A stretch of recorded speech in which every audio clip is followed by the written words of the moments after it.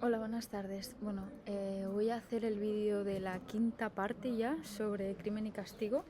Me parece que es un capítulo en el que este sí que se va a poder profundizar muchísimo más en todo lo que ocurre, sobre todo por los 3 puntos claves que he encontrado, que es lo que marca y lo que lo diferencia de los demás, creo. Así que vamos a comenzar ya porque hay muchísimas cosas que decir y lo quiero ir siguiendo y sobre todo leer bastantes citas para que se entienda a la perfección. Así que vamos a comenzar ya. Por cierto, veréis que estoy en un sitio diferente, no estoy en el lugar que grabo siempre, eso ya se puede ver, ¿no? Pero aparte estoy en un lugar de exterior porque hace muchísima calor, entonces espero que se escuche bien. Y hoy no se escucharán gaviotas, sino que se escuchará seguramente a perritos o así. Pero bueno, comienzo. Quinta parte. ¿Cómo acababa la cuarta? Bueno, la cuarta acababa, si recordábamos, cuando Rodia, o sea, Raskolnikov, recordaba su pusilanimidad. Bueno, esa palabra a la cual todos sabéis a cuál me estoy refiriendo. Entonces, justamente después de acabar de reconocer, ¿no?, todo lo que le estaba pasando en aquel momento y ese todo tiene dos filos, ahora todo tiene dos filos, ¿no? Todo podía continuar o muy bien o muy mal.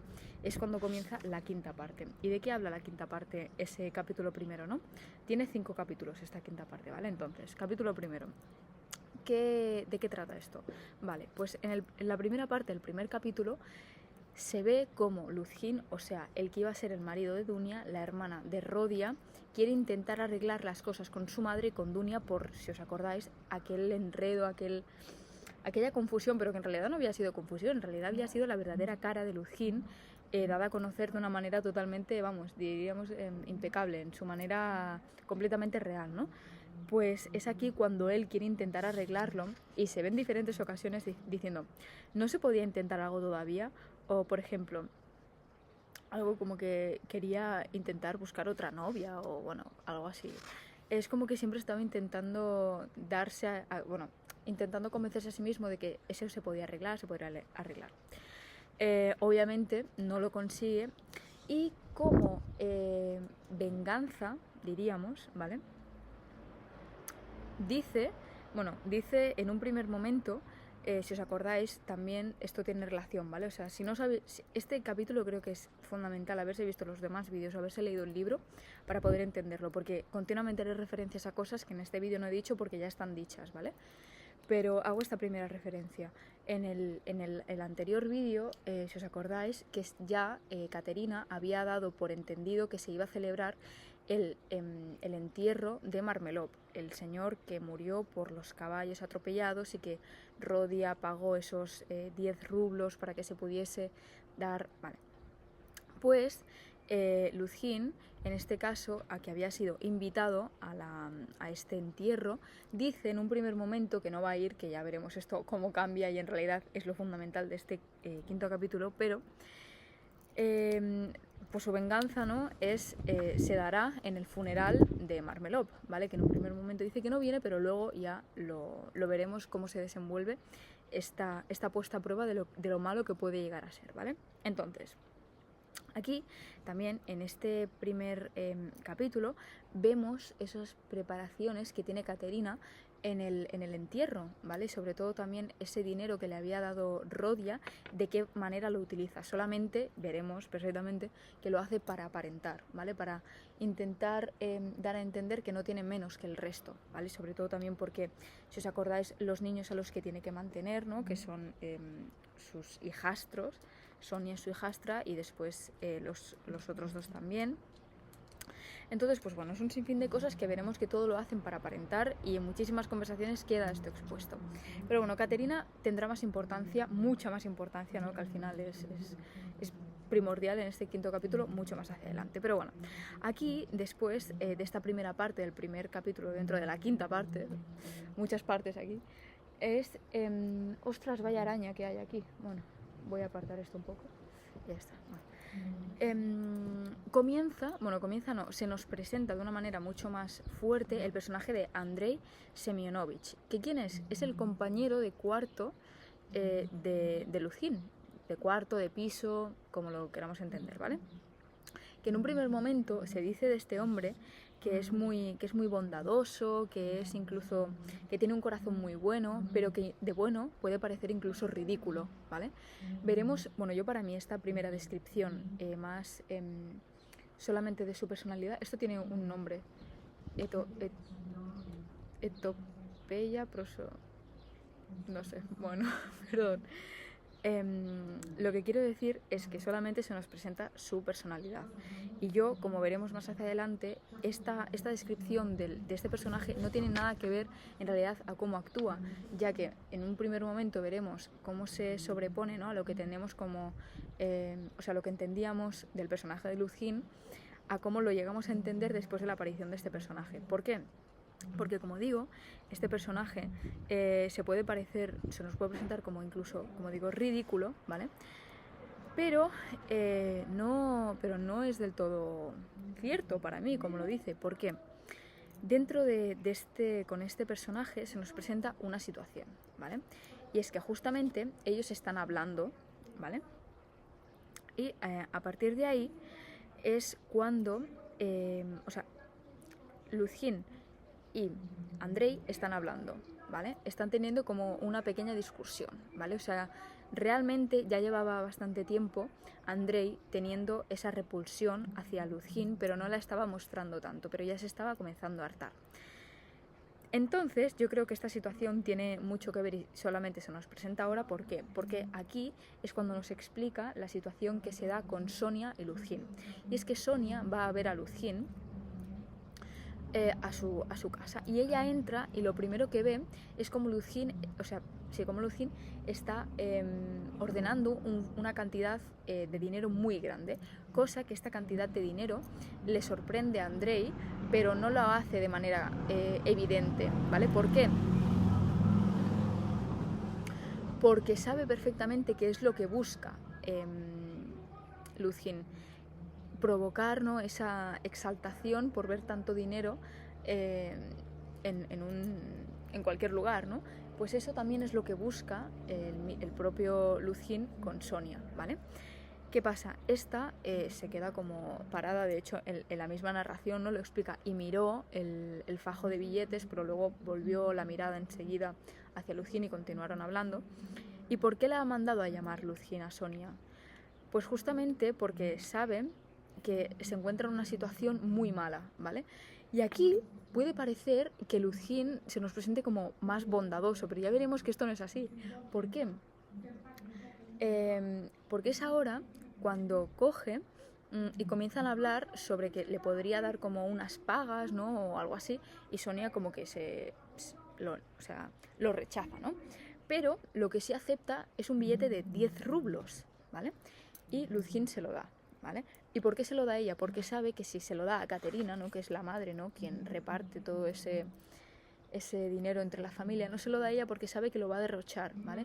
El derrochar creo que es un tema muy importante cuando se habla de las apariencias, sobre todo para intentar aparentar, ¿no?, algo que no se es, y en ese derrochar justamente es donde se encuentra esa salvación de la propia apariencia hacia los demás, ¿sabes? Entonces justamente en el derrochando, que para otra persona no lo sería, pero para ti sí, porque no te sobra el dinero, pero quieres aparentar en otro momento, pero sobre todo en frente de otras personas, ¿vale? Entonces, lo que estaba diciendo es que Luzhin le da a Sonia 10 rublos, ¿vale? Y en la mesa, quedaos con esto, en la mesa siguen esa cantidad bastante considerable de dinero. Y aquí hay una cosa muy interesante que yo, después de tomar los apuntes para este vídeo, me he dado cuenta, y es que esto tiene mucha importancia, ¿vale? Acordaros de esto, mentalmente, o escribirlo o lo que sea. Pero Andrei, cuando Sonia viene, Andrei está en esa habitación, entonces escucha y ve todo lo que está pasando, pero dice que él se quedó como caminando por la habitación, o si no, mirando a la ventana, pero que lo vio todo, ¿vale? Lo vio todo, y de hecho, cuando Sonia se va, él le dice a Luzhin, lo he oído todo y lo he visto todo. Y el he visto todo aparece en cursiva, ¿vale? Yo no entendía por qué aparecía en cursiva, ahora sí que lo entiendo, pero vosotros lo entenderéis más adelante si no os habéis leído el libro. El caso es que él lo ve absolutamente todo, ¿vale? Quedémonos. Luzhin le ha dado a Sonia 10 rublos. Todo ese dinero que estaba en la mesa ahora mismo no nos interesa de nada, ¿vale? Vale. Entonces, aquí quiero leer una cosa que he puesto que lo quería leer. A ver. Aquí. Sí, es lo que he dicho. Todo lo he oído y todo lo he visto. Este he visto aparece en cursiva. Entonces, esto es muy importante, ¿vale? Entonces, aquí ellos siguen con su discusión, comienzan a hablar sobre hijos y comienzan a hablar sobre el amor, pero justamente sobre el amor de matrimonio y las infidelidades. Cosa que pienso que ahora mismo hablar sobre el amor libre no nos... Por lo menos creo que esto no tiene mucha importancia. Es solamente para que se vean pues esas peleas, ¿no? O esas faltas de entendimiento que tienen entre ellos dos, ¿vale? Pero bueno, así acaba el primer capítulo de la quinta parte. Ahora vamos para el segundo. El segundo, yo creo que se caracteriza por 3 puntos, que es el arrepentimiento por la confianza y por las apariencias también, ¿vale? Entonces, ¿cómo comienza este tercer capítulo? Vale, pues este segundo capítulo comienza cuando Rodia llega tarde al entierro, ¿vale? Que de hecho no llega al entierro, llega después como a la fiesta, ¿no? Que es la que prepara Caterina. Entonces, como digo, es después del cementerio, ¿no? Y se encuentra Rodia en ese mismo momento que Luzhin está culpando a Sonia de haberle robado 100 rublos, ¿vale? ¿Por qué? Porque él justamente había contado todo el dinero que había antes de que ella viniera y lo había contado después de que ella se fuera y le faltaban 100 rublos, ¿vale? Entonces comienza a decir que Sonia le ha robado ese dinero, ¿vale? Entonces, es justamente aquí cuando, después de este primer inicio al que se hace mención al hurto, ¿no? Cuando en la página 533, si tenéis esta edición es la 533, cuando comienza lo que desencadenará en una pelea bastante grande, ¿vale? Y que yo creo que es la pelea más fuerte que se encuentra en toda la novela, ¿vale? ¿Y de quiénes? Bueno, de quiénes no. ¿A quién comprende esta pelea, no? ¿A quién repercute? Pues a Caterina y a la patrona, ¿vale? Que la patrona es... ¿Cómo se llamaba esta mujer? Bueno, ahora mismo solamente la menciona como la patrona, ¿vale? Entonces, esta patrona se ve que comenzó a decir muchas estupideces y Caterina ya estaba harta, ¿vale? Porque dice que en el entierro de su marido vino gente que no tenía...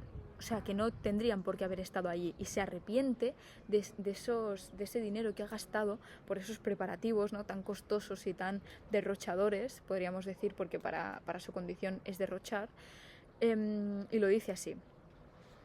Solamente compadecieron el polaquito, un empleadillo enceclenque y pecoso, que no hablaba, con un fran grasiento, mugriento y maloliente, y un viejete sordo y casi ciego, que había servido en tiempos en correos.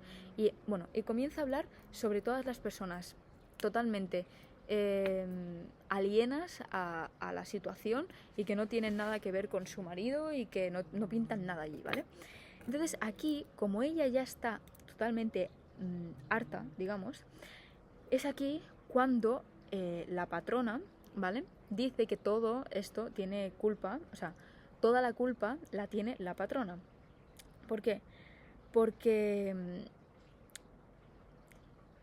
dice, digamos, lo que literalmente dice es que todo el mundo se crea que ella es la que la protege y que toda su condición y que todo lo que ellos están comiendo, ¿no?, porque es después del entierro, se debe gracias a la patrona. Entonces aquí ya Caterina se cansa de esta apariencia, también podríamos decir, entonces lo dice, ¿vale? Y aquí es donde comienza esta pelea, ¿vale? Y donde se comienza a ver más evidente. Incluso se viene a referir a todas las personas que hay en esa habitación, en ese lugar donde se está dando esa ceremonia, ese sepelio, bueno, como payasos y mangantes, ¿vale? Porque se habla de cuando están comiendo lo mucho que comen, ¿vale? Entonces, bueno. Entonces, en la página 537, voy diciendo páginas por si os queréis ubicar, ¿vale? Comienzan a hablar sobre Marmelov, o sea, sobre el marido de Caterina, sobre el hombre que está muerto, que están celebrando su funeral, digamos, ¿vale? ¿Por qué? Porque Caterina comienza a hablar sobre esa bondad, sobre ese respeto que le tenía a su familia, ¿no? Que a pesar de que era un borracho, como Roya decía, ¿no? Yo le quería acariciar y mientras él se estaba volviendo a emborrachar. Que aunque todo eso estuviese sucediendo, él igualmente era un hombre muy bondadoso. Y aquí también Raskolnikov hace mención a algunas cosas sobre esa pena que él le daba, ¿no?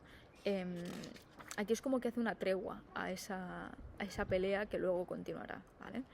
Entonces, bueno, después es como que la ceremonia está siendo como muy, muy tenue, muy...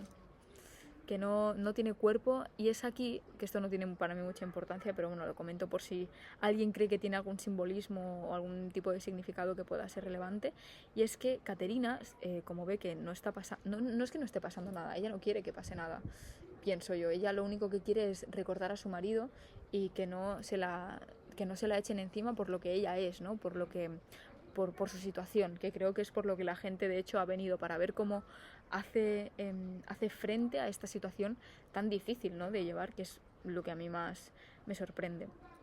Y se comienza a hablar sobre una anécdota que comprende el significado en general de la muerte, ¿vale? Con un conocido suyo llamado Karl. ¿Esto tiene algún significado? Es que yo me lo pregunto, porque me he leído la página 3 veces y yo creo que sí, pero yo no lo encuentro. Entonces, no sé, si alguien lo encuentra, que me lo diga, por favor, porque, vamos, seguro que sí, pero...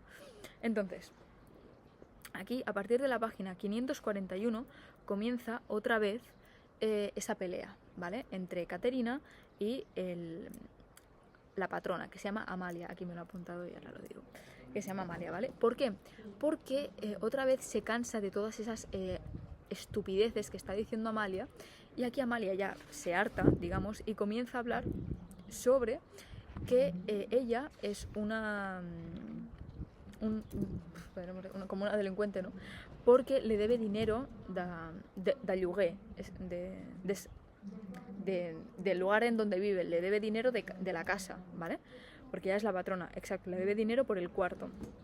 Entonces, aquí dice que Caterina inmediatamente se le echó encima. Yo esto me lo quiero pensar diciendo que este hecho encima, así como en otro momento sí que pienso en que se pelearon físicamente, aquí lo que yo creo es que realmente esa locura, ¿no? Yo creo que la que estaba entrando Caterina, que se ve, realmente se resalta por esta afirmación tan fuerte que están haciendo, y sobre todo enfrente de tanta gente, ¿vale? Entonces... aquí Caterina comienza a hacer acusaciones sobre Amalia, sobre que es una borracha, sobre que es una loca, pero bueno. Entonces aquí, después de...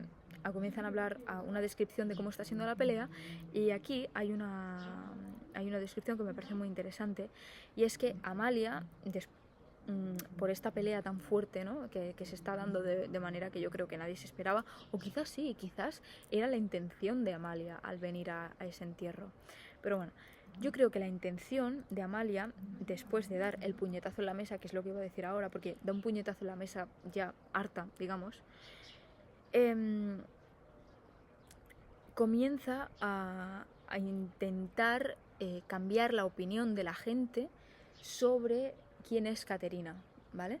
Y aquí ya veremos cómo luego ella intenta hacer ese cambio otra vez, pero bueno, nos quedamos en esto, ¿vale? Después de que Caterina da un puñetazo en la mesa, le dice... Perdón, Caterina no. Después de que Amalia da un puñetazo en la mesa, le dice a Caterina que tiene que abandonar la casa en la que está. La cual cosa le dice que abandone la casa en la que está el mismo día del entierro de su marido. Aquí hará mucha referencia a Dios, pero sobre todo con el pronombre tú, ¿vale? Hace referencia, por ejemplo, a ver, ¿dónde está? Bueno, es como que hace referencia a Dios al hablar sobre la justicia, ¿vale? Y dice que se irá a buscar la justicia, ¿vale? Pero bueno, eso si lo leéis lo veréis perfectamente, ¿vale? Entonces, aquí Así que ya comenzamos a hablar sobre amenazas físicas, porque dice, Katerina Ivanovna le dio a Sonia un empujón y se abalanzó hacia María Ivanovna para cumplir inmediatamente su amenaza de arrancarle la cofia. En aquel preciso instante se abrió la puerta. Bueno, aquí vemos cómo este final del segundo capítulo nos demuestra realmente cómo la locura que se nos escribirá después sobre Katerina coge mucho más peso, pero sobre todo yo creo que nos demuestra, claro, porque no nos tenemos que olvidar que en realidad este libro está centrado en el asesinato de las dos viejas, ¿vale? Que comete Rodia. Entonces, todo esto tiene que tener un significado, ¿vale? Yo, desde que comencé a leer el libro, es lo único que pienso, o sea, nada puede aparecer así porque sí. Entonces, yo, ahora reflexionando y viéndolo así un poco más de manera inmediata, creo que esta acusación que hace a la propia Katerina se debe justamente a lo que no le está pasando a Rodia, ¿vale? O sea, es como que lo que no le está pasando a él lo vemos reflejado en otras personas, ¿vale? Porque yo creo que es justamente ese crimen que él ha cometido. Bueno, no sé, es que ¿vosotros qué pensáis? Yo creo que es eso, al no verlo en él mismo, le está sucediendo todo lo demás, todo lo malo a los demás, o quizás la propia condición. No sé. Bueno, tercera parte de la quinta parte. Sí. Aquí es donde se da la escena que dice que Luzhin, ¿vale? Ha robado. Aquí es la escena donde se da que dice, Luzhin acusa a Sonia de haber robado 100 rublos. Y aquí quiero leer una página. Es la página 143. Dice, 543. 543 no puede ser. Bueno, da igual. Era una página en la cual se explicaba muy bien cómo Luzhin decía algo así como, ostras, yo te he dado 10 rublos y tú a cambio me lo pagas robándome 100 rublos. O sea, esto no es dichoso, o sea, esto no es propio de una mujer como tú, ¿no? Vale, pues aquí es cuando Katerina comienza a decir, no, pero ¿cómo puedes llegar a pensar eso de Sonia, ¿no? Entonces todo el mundo comienza a dudar, porque no nos tenemos que olvidar que todo esto sigue pasando en el entierro, ¿vale? Entonces, todo el mundo comienza a dudar y aquí es justamente cuando Luzhin le dice, bueno, pues vamos a ver tus bolsillos, ¿no? Y efectivamente tiene 100 rublos. Claro, yo aquí cuando leí eso digo, ¿cómo? No me lo esperaba.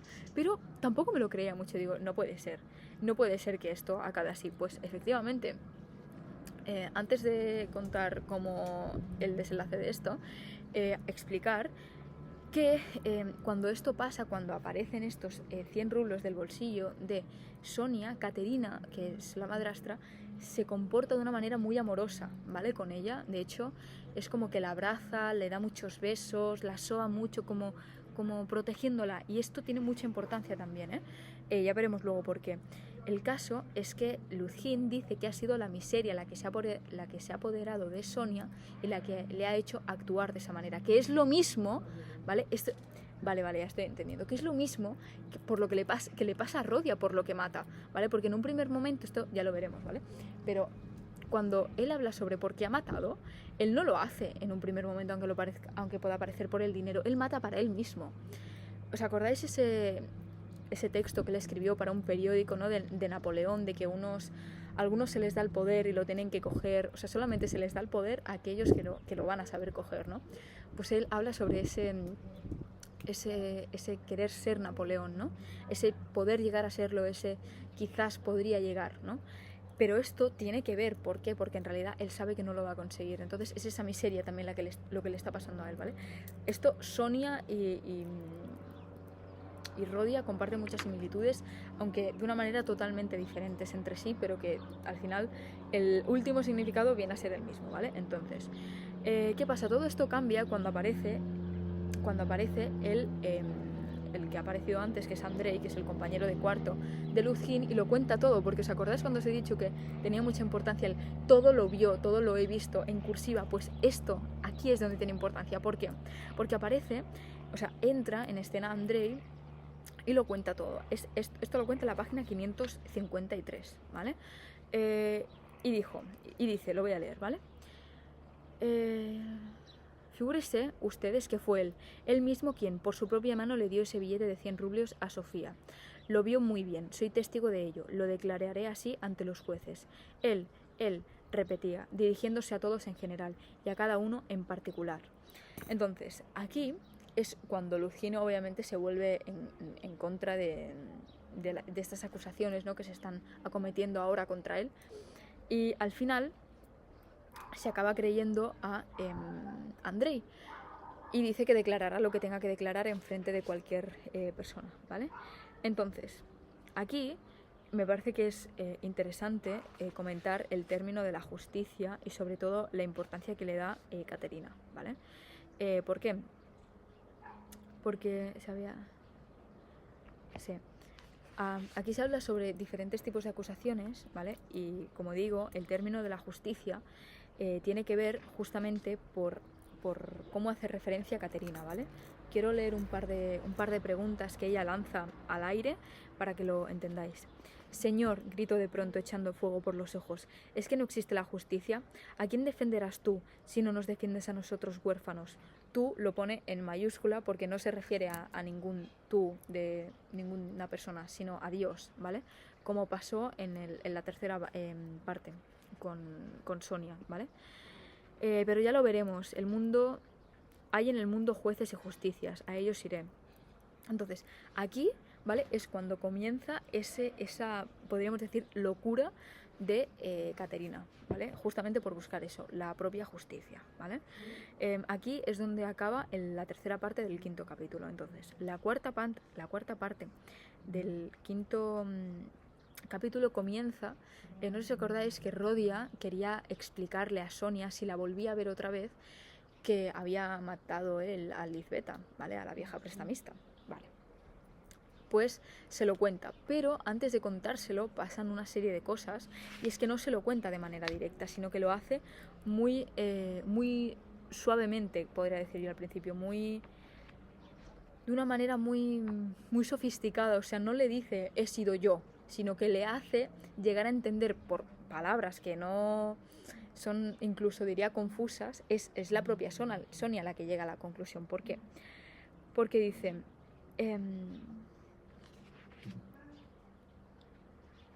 a ver, mira. Bueno, antes de decirle que lo ha matado, él se arrepiente, porque él sabe que ya de ahí va a salir y ya se lo va a ver, ya se lo va a decir. O sea, sabe que sí o sí ya se lo va a explicar. Pero aquí, antes de decírselo, hay un arrepentimiento, ¿vale? El caso es que después de este arrepentimiento, cuando ya se da cuenta de que se lo va a decir, comienza. Puede que yo sea muy amigo de él, cuando lo sé, refiriéndose a la persona que ha matado a Lizbeta, que es el mismo. Él a Lizbeta no quería matarla, la mató de puro desesperado. A la vieja era a la que quería matar cuando estaba sola, y fue. Pero en aquel instante llegó Lizbeta, él estaba allí y la mató. Entonces, es como que ella no lo está entendiendo, ¿no? Entonces, él le dice, pero no lo puedes adivinar, y ella dice, no, yo no lo puedo adivinar. Entonces... aquí hace una referencia, y es que cuando están hablando, Rodia explica que ve en la cara de Sonia la cara de Lizbeta, o sea, la cara de la vieja. Yo aquí incluso llegué a pensar que le iba a pegar un hachazo a Sonia, ¿vale? O sea, un hachazo no, porque no tenía el hacha, pero yo incluso llegué a pensar que podría llegar a cometer un crimen con ella, pero esto no pasa, porque es justamente después de este momento que ella dice, Señor, exclamando, ¿no? Y es aquí cuando ella se da cuenta. ¿Pero qué pasa? ¿Os acordáis cuando os he comentado que Sonia, después de que sacaran esos 100 rublos de su bolsillo, que al final se los había puesto Luzgien, y cómo reaccionó Caterina ante esta situación, ¿no?, que la abrazó muy fuerte, que tuvo mucha compasión, ¿no?, con ella? Pues es lo mismo que hace Sonia con Rodia, ¿vale? Mira, dicen... clamó desolada y se levantó de su postración, se abalanzó a su cuello, se abrazó a él fuerte, lo ciñó con sus manos.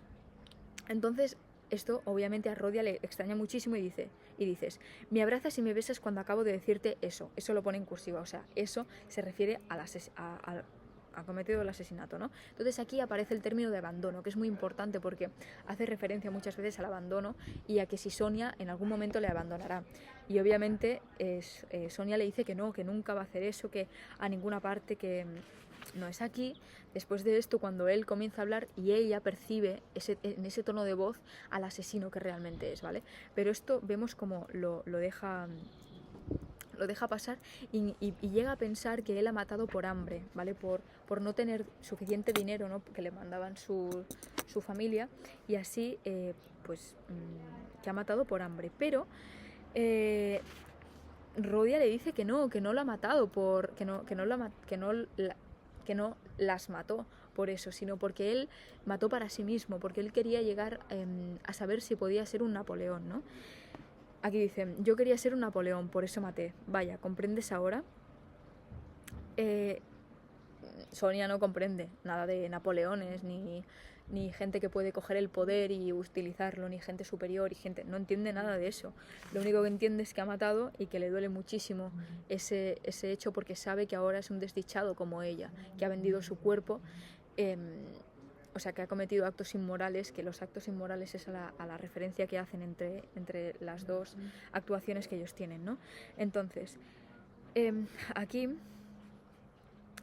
Rodia le comienza a doler muchísimo la cabeza, se comienza a estar muy embriagado, no, pero de una manera muy... comienza a estar bastante incluso incómodo, porque hacía tanto tiempo que no hablaba con alguien, ¿no? que esa explicación le ha hecho estar de una muy mala manera, ¿no? Incluso le habla a Sonia diciéndole, pero tú cómo me puedes querer siendo yo malo, ruin, vengativo, envidioso, fatuo, bueno. Y también propenso a la locura, que lo acabo de leer, pero yo creo que al final eso también es lo que le está sucediendo a Sonia por todo lo que le está pasando a su alrededor. Entonces, aquí comienzan a hablar otra vez sobre por qué mató, ¿no? Es algo que le incomoda muchísimo a Sonia, justamente yo creo, por todas esas atribuciones que le hacía sobre dejarle a Dios esa suerte y que haga con mi destino lo que le plazca, ¿no? Pues aquí vuelve a decir, sencillamente maté para mí solo. Y él, que con eso hubiera yo sido en algún modo bienhechor, o toda la vida, como la araña, me la hubiese pasado atrapando víctimas en la tela y alimentándome de sus juegos vitales. Para mí todo habría sido igual. Entonces, él dice que necesitaba conocer otra cosa que era lo que le empujaba a su brazo, ¿vale? Entonces, claro, él aquí, si os acordáis, en el fragmento del diario en el que él escribe, habla sobre los piojos o los hombres. Entonces él dice, yo quería saber si era un piojo o si era un hombre. De hecho, también se le hace referencia a estas dos mujeres, ¿no? Ya veremos al final del capítulo, como los piojos, ¿vale? Haciendo referencia a Caterina, pero bueno. Antes de llegar a eso, quiero acabar de comentar que él lo comenta como si fuese un impulso, ese acto que cometió, ¿no? El doble asesinato. Entonces, vuelve aquí a hacer referencia a sobre ese acto, y dice que él no las mató, que fue el diablo quien se apoderó de él, y por eso mató. Yo aquí me estoy dando cuenta que mediante va pasando la conversación y cuanto más Sonia intenta entender por qué mató, Rodia también se está dando cuenta que yo creo que de la única manera en la que va a tener para que Sonia se quede a su lado es intentar explicarle de una manera totalmente... explicarle de una manera ejemplar que él en realidad no es así, ¿vale? Porque Sonia tampoco es una prostituta, o sea, por eso dice Rodia, ¿no? ¿Cómo podía mantener el alma intacta? Porque ella en realidad no era así. Porque han sido situaciones adversas a ellos los que han hecho que acometan de esa manera. Aunque yo creo que adversa matar a una persona no creo que sea, pero bueno. Entonces, aquí Sonia le hará referencia a Dios, le dice que diga que que él mató y que Dios le perdonará, que tiene que decirlo a todo el mundo, y Sonia, y Rodia obviamente se niega totalmente. Entonces aquí, en la última parte de la cuarta parte de la quinta parte, vemos el amor, yo creo que se puede ver entre Rodia y Sonia. Y aquí quiero leer una cita un poco extensa, es esto, así que le dice, ¿querrás venirte conmigo al presidio si me mandan a él? Después de confesar, ¿no? Y le dice Sonia, oh, sí. Y aquí se hace una breve descripción.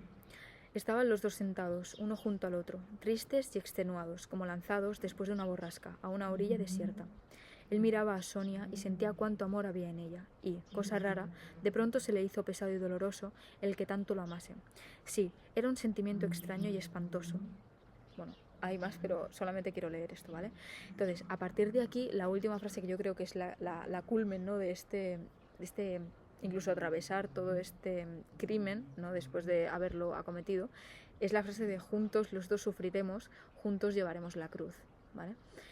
Así es como acaba el cuarto capítulo, ¿no? Esa conversación que ellos tienen, ¿no? Y justamente antes de pasar a la quinta parte, en la cuarta parte, aparece Luzhin, ¿vale? O sea, aparece... ¿cómo se llama?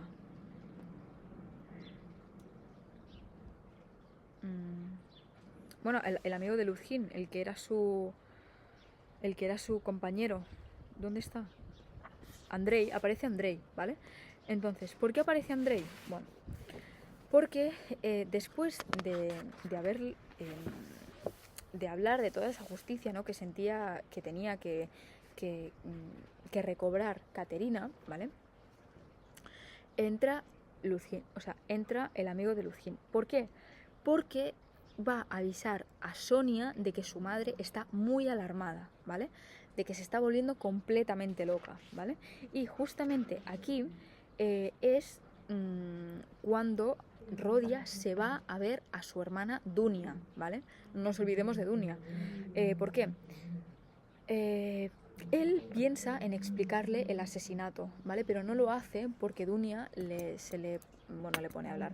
Es como que le demuestra ese amor que yo creo que en todos los capítulos había estado un poco más difuminado por la apariencia de la madre, pero aquí yo creo que se ve perfectamente ese apoyo que tiene por parte de su familia, ¿vale? Y dice: yo vine ahora solo para decirte que si por casualidad me necesitas para algo o necesitas toda mi vida o lo que fuere, no dejes de llamarme, que vendré, adiós. Entonces, aquí, cuando dice ese adiós y se van, le para y le dice: oye, le comienza a hablar sobre Razumihin, que es el amigo, ese también ex estudiante de Derecho, el amigo, ¿no? que le había ayudado tanto a Rodia, y le dice que es un hombre muy bueno, ¿no? Porque como ya no tiene a Luzhin, ella ya no va a ser su marido y pero una de sus preocupaciones de su madre y de Dunia era casarse. Le dice que Razumihin podría ser un excelente pretendiente, justamente porque Razumihin también está enamorado de Dunia en secreto. Esto lo pudimos ver más en el primer y en el segundo capítulo, pero bueno, esto sigue, ¿vale? No os olvidéis de eso porque también es importante. Entonces, aquí ya pues él desatiende la idea de contárselo a su hermana, ¿no? Ese asesinato. Entonces, aquí a Rodia, digamos, le llama a Andrei otra vez, ¿vale? Para decirle la situación que está pasando con Caterina, y aquí ya os voy a leer unas trofitas para que lo entendáis, ¿vale? Bueno, o más que leeros os voy a decir lo que está pasando. Y es que Caterina se estaba volviendo tan loca, está entrando en un estado de delirio, que por primera vez en toda la novela aparece el término de delirio, que para mí es súper importante, porque me parece que aparece en bastantes personajes, en 3 o 4. Pues aquí es como que Caterina comienza a sacar a sus hijos a bailar, a cantar, incluso les pega porque se van corriendo. Bueno, y aquí vemos que se comienza a hablar sobre los tipos de canciones y de poesías, ¿vale? Y comienzan a cantar una canción que dice así: un real, Mambú se fue a la guerra, Mambú se fue a la guerra, no sé cuándo vendrá, un real, para montar nuestro ajuar. Y aquí le hace a los niños cantar este tipo de canciones, ¿vale? Y claro, esto me sorprende porque esta mujer no está en condiciones de acordarse de estas cosas, y es justamente que hace a sus hijos que se acuerden de todas estas canciones. Yo creo que esto también tiene que tener un simbolismo bastante importante. Yo no lo sé encontrar ahora mismo, pero estoy seguro que esto en algún momento de mi vida me encantaría poder entenderlo de una manera completa, ¿vale? Entonces, aquí después de este alboroto, digamos, se encuentra con Sonia, ¿vale? ¿Qué pasa? que después de lo que está sucediendo con Sonia y Caterina, ¿no? que es esa locura por parte de Caterina, acontece una situación, y es que vienen a verlos bueno, digamos que es como unos funcionarios, ¿vale? Y aquí se vuelve súper loca Caterina, y Colia y Lenia, que son los otros hijos, aparte de Sonia, de Caterina, se van corriendo, ¿vale? Y en ese corriendo, Caterina le dice a Sonia, ves a buscarlos, pero Caterina también se va y tropieza, ¿vale? Y cae, y comienza a salir mucha sangre, y todos piensan que es sangre de la cabeza o de alguna herida que haya podido pues pasarle, ¿no? Por la caída, pero no, es sangre de la tos, de los pulmones. En toda la novela, cuando ha aparecido esta mujer, aparecía esa tos, ¿no? Al principio sin sangre, luego va con sangre, luego va aumentando. Entonces, pues dice, sino que la sangre que encharcaba el pavimento manaba bocanadas de sus pulmones, ¿vale? Entonces aquí aparece el funcionario, este mismo que acababa de poner en una situación tan alborotada a Caterina, y dice que esa sangre la va a acabar por ahogar, ¿vale?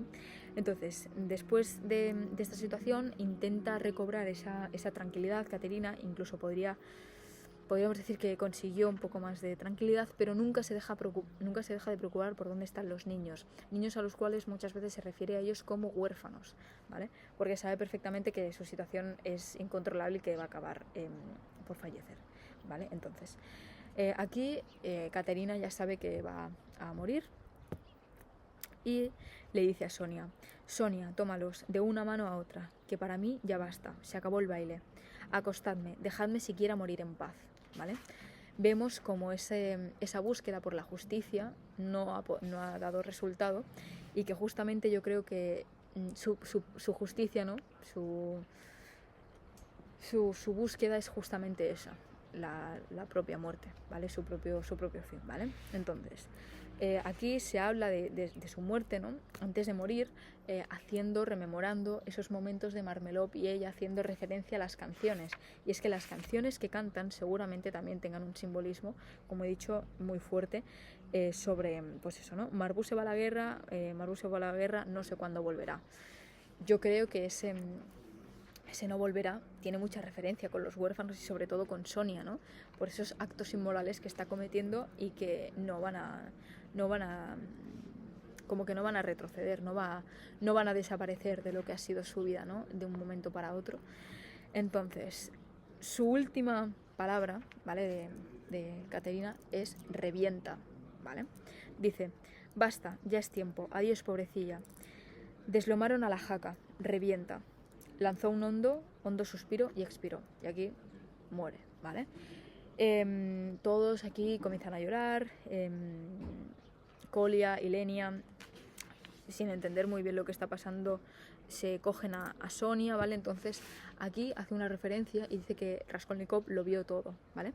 Esto seguramente, esta referencia que nos hace el autor y que hace que entendamos nosotros que Raskolnikov estaba en ese momento observándolo todo, y que justamente no aparezca Raskolnikov en ningún tipo de diálogo, también tiene que tener un significado muy fuerte, sobre todo por eso mismo. Yo lo entiendo como un acontecimiento que él está viendo en los demás, que no le está pasando a él, y que justamente yo creo que está viendo un reflejo de su propia vida, yo creo. Sobre todo porque dice, ostras, ¿cómo no me puede estar pasando esto a mí? ¿Vale?